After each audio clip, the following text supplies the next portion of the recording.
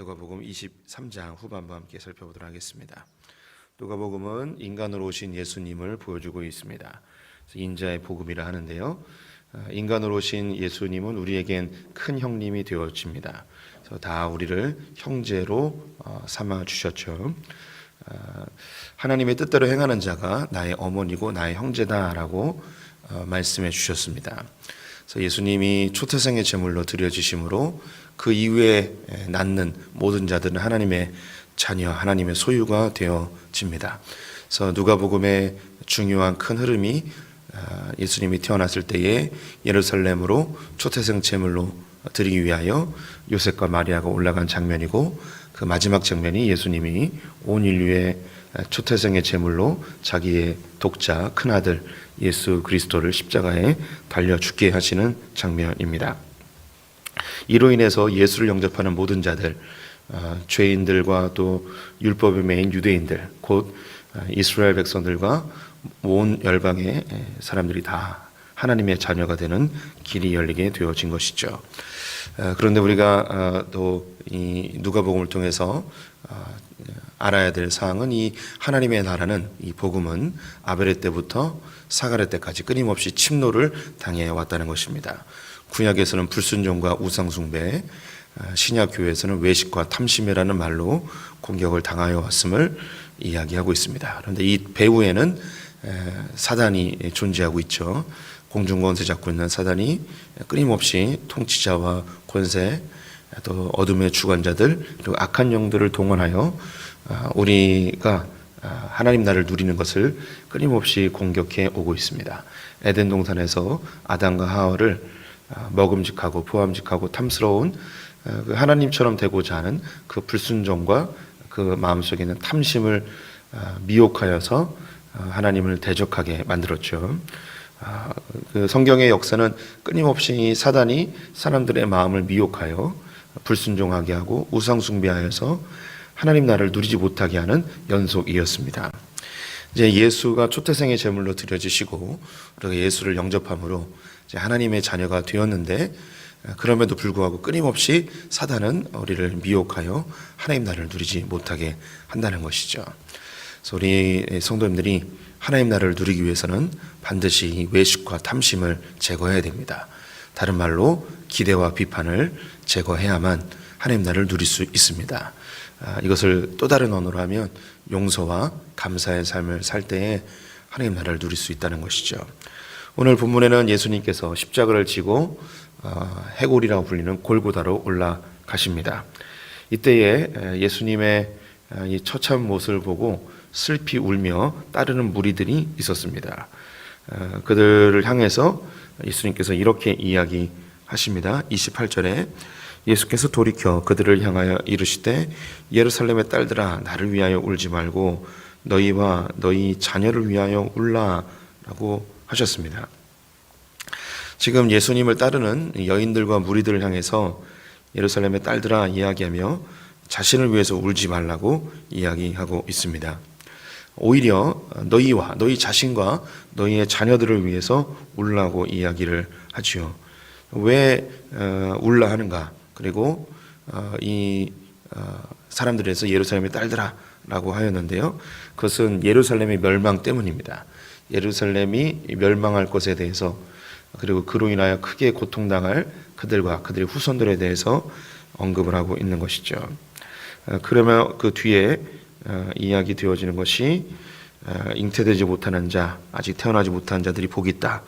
큰 고통에서 자녀를 잃지 않는 슬픔에서, 자녀를 잃는 슬픔에서 제외되기 때문입니다. 그러면서 31절 제가 읽어보겠습니다. 푸른 나무에도 이같이 하거든 마른 나무에는 어떻게 되리요? 푸른 나무도 이 멸망의 때가 되어지면 다 토사에 의하여 매몰되는데 마른 나무는 어찌하겠냐? 푸른 나무도 이 환란의 때에 견디기 어려운데 메마른 장작 같은 나무는 어떻게 되겠냐?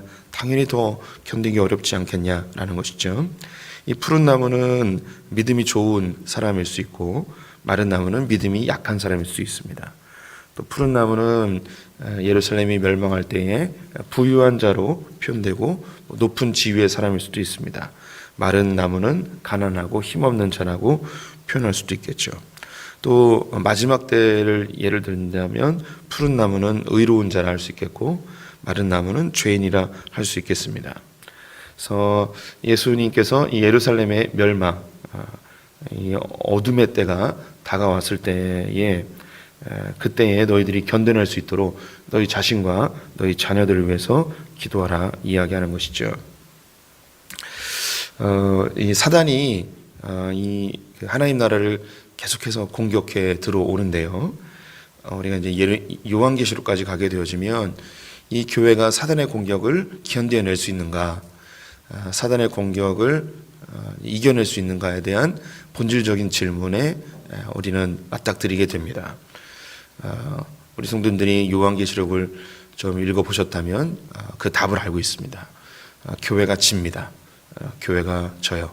예루살렘이 멸망하는 것처럼 기독교 역사 속에서 이제 점점점 서쪽으로 복음이 전파되어지는데 복음이 새롭게 들어간 곳에는 복음이 씨가 뿌려지고 열매가 맺혀지고 푸르름을 경험하다가 점점 사그러져 마치 겨울의 동토처럼 몰락해가는 것을 보게 됩니다. 로마가 그러하였고 유럽의 교회가 그러하고 이것이 이제 미국 대륙에 도착하여서 큰 부흥을 이루었고 그리고 이제 동양으로 오게 되었습니다. 그래서 점점점 서쪽으로 오며 이 복음이 점점 사그러지게 되어지죠. 마치 봄, 여름, 가을, 겨울을 이야기한다면 이미 유럽은 겨울을 맞이한 것 같습니다. 그리고 뭐 미국이나 이 북미 쪽에서도 많이 이 교회가 복음이 점점 위축되는 것을 보게 되죠. 이 대한민국 역시 엄청난 큰 부흥을 경험하였고 큰 열매들도 있었는데 우리가 10년 전, 20년 전에 그런 이야기를 종종 했습니다. 하나님이 촛대를 옮기신다, 뭐 이런 표현을 하셨죠. 그래서 그 촛대를 중국으로 옮기셨다, 이런 이야기도 있었습니다. 우리가 다른 나라는 뭐 뒤로 하고 이 대한민국에 살고 있는데 이 대한민국에 다시금 푸르른 그리스도의 계절이 오기를 소망하고 있지만 현실적인 것은 다시금 그런 푸르른 계절이 올 수 있을까에 대한 그런 현실적인 고민과 또 때로는 비관적인 그런 마음을 가질 수도 있습니다. 지금 우리의 이런 현실을 보면서 교회를 욕할 수도 있고 그 교회가 잘못된 행위에 대해서 비난할 수도 있습니다. 혹은 특정한 어떤 목회자에 대해서 이야기할 수도 있고 언론의 가십거리가 되어지는 그런 대형 교회를 비난할 수도 있습니다.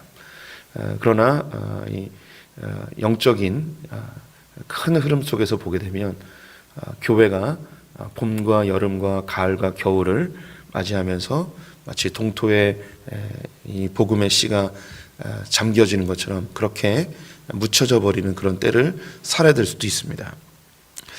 이때 이 예루살렘을 향하여서 몰락하고 멸망해야 되는 그 예루살렘을 보면서 예수님께서 이야기하신 것이 너희와 너희 자녀를 위해서 울라라고 이야기하죠. 제가 이번 주에 줌으로 몇몇 그 사역자들과 목사님들과 세미나를 이렇게 참여하게 되었습니다. 그 세미나의 한 질문 중에 하나가 뭐냐면 당신이 생각할 때 한국 교회는 봄, 여름, 가을, 겨울 중에 어디에 해당됩니까? 라고 하는 질문이었습니다. 그 강사분은 한국 교회가 늦 가을에 위치해 있다고 이렇게 이야기를 하셨습니다. 그때 이제 제가 저희 소그룹에서 나누었던 이야기는 한국은 이미 늦가을 혹은 초겨울에 와 있는 것 같습니다. 라고 얘기를 했습니다. 그래서 이러한 시기에 그러면 나는 목사로서 무엇을 해야 될 것인가 이런 고민을 함께 나누었는데요. 제가 우리 성도님들에게도 새벽에 제일 많이 그런 제 이제 속마음을 많이 이야기하는 것 같아요. 그래서 작년부터 가정 예배를 강조하고 올해는 가정 예배 공동체라는 것을 교회에 광고하진 않았지만 지금 20가정 정도가 함께 참여하고 있습니다. 5개의 그룹으로. 이분들은 매주 가정 예배를 드리고 있고 2주에 한 번씩 현장에서 모이지 못하지만 줌으로 함께 모이면서 스터디를 하고 있고, 또 그들이 가정 예배를 어떻게 드리고 있는지 함께 나누고 있습니다. 도전하고 있고 격려하고 있습니다. 그리고 2달에 한 번씩 외부 강사를 모셔서 현재 이제 세미나를 진행하고 있습니다. 눈빛들이 그런 걸 하고 있었어? 나도 모르게 저 못된 목사 이런 눈빛들이신데, 지금은 이제 광고하지 않고 은밀하게 20가정 정도가 진행하고 있는데, 내년 정도면 뭔가 좀 오픈해서 이야기할 수 있을 것 같아요. 제가 이 작업을 하는 이유는 바로 이 초겨울에 들어선 한국 교회에 내가 뭘 할 수 있을까를 고민하기 때문입니다. 그래서 어쩌면 봄이 되어지고 다시 여름이 되어진다면 저는 감사하죠. 하지만 우리가 예상하는 것과 다르게 더 심각한 겨울로, 더 심각한 추위에 한국 교회가 놓여질 수도 있기 때문에 이것을 준비하기 위해 마치 겨울을 대비하는 그 동물들이 이 동면에 들어가기 위해서 많은 것을 이제 채우는, 그리고 자기의 굴에 양식을 구비해 놓는 그런 겨울을 준비하는 이 자연의 섭리를 따라야 되지 않는가, 이런 생각을 하게 됩니다. 예수님께서도 겨울로 들어서는 이 예루살렘에 대해서 너희와 너희 자녀를 위해서 울라 이야기한 것처럼 그렇게 준비를 하고 있습니다.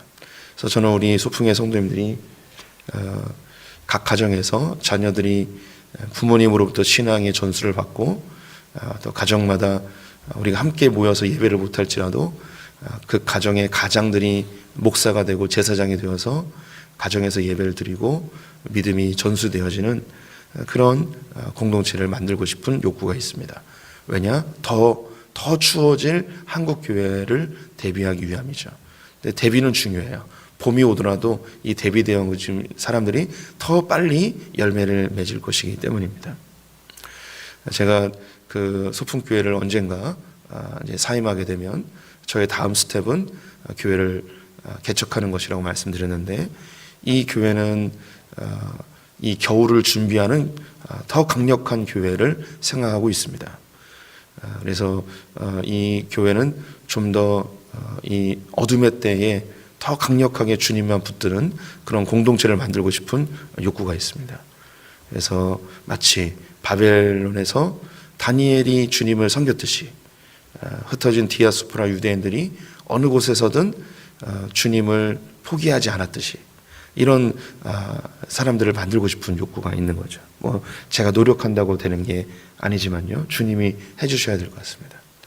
제가 새벽기도 때 한번 나눴는데, 제가 작년에 안식월을 하면서 교회사 책을 열심히 봤습니다.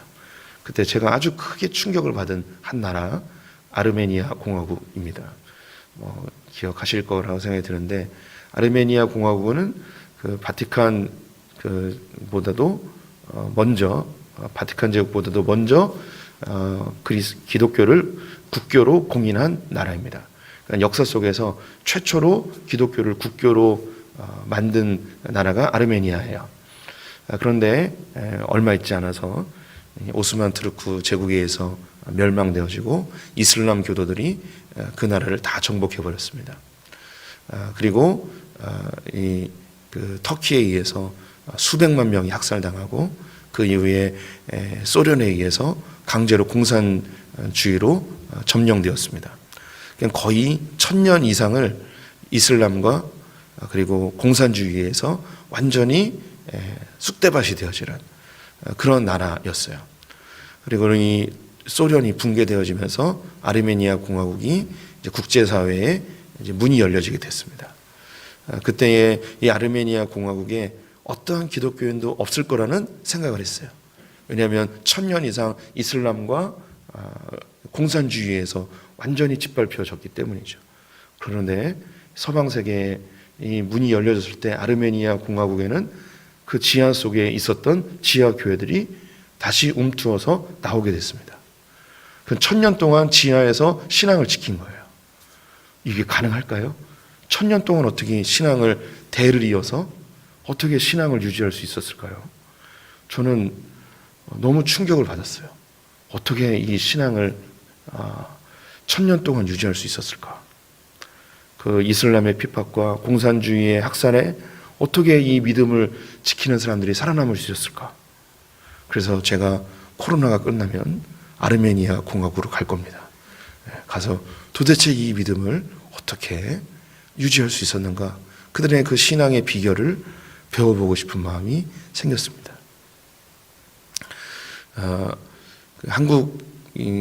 한국이나 저 서방 유럽, 미국도 이런 이 동토의 세월을 지나해 오고 있습니다.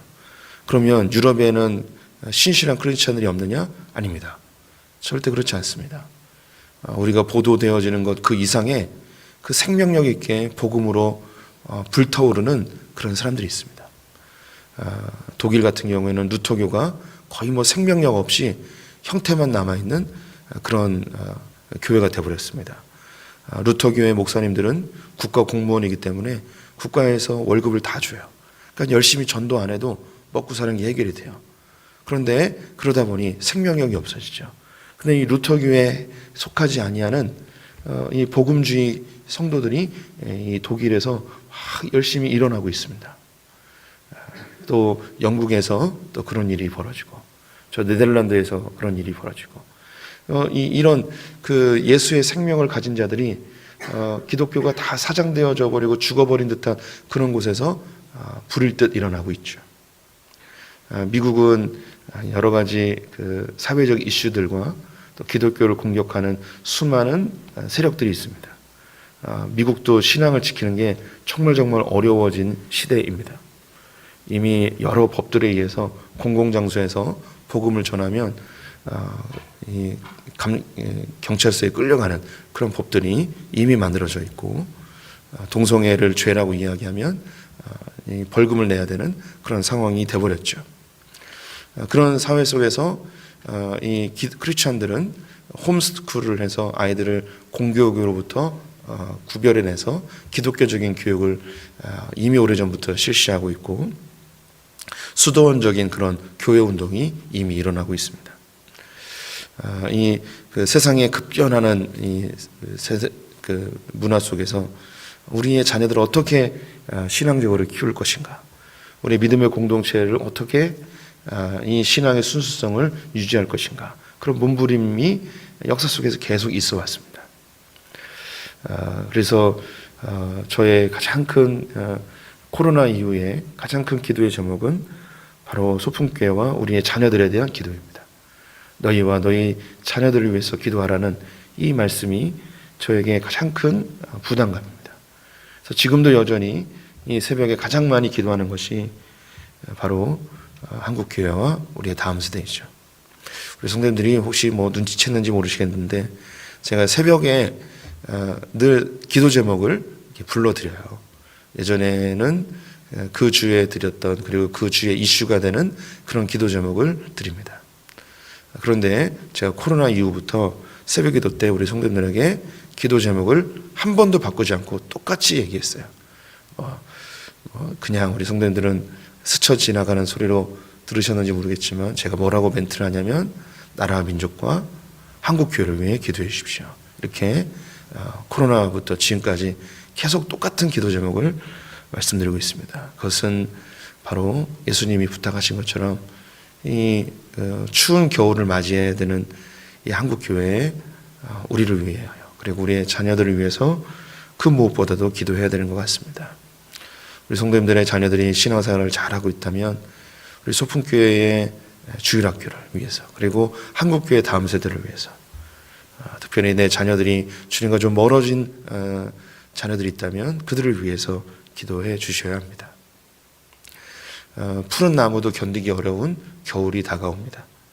그런데 마른 나무는 어찌 그것을 견뎌낼 수 있겠습니까? 그런데 이것을 견뎌내는 자들이 있는데, 그들이 누구냐? 42절에 이르되 예수여 당신의 나라에 임하실 때에 나를 기억하옵소서. 예수께서 이르시되 내가 진실로 내게 이르노니 오늘 내가 나와 함께 낙원에 있으리라.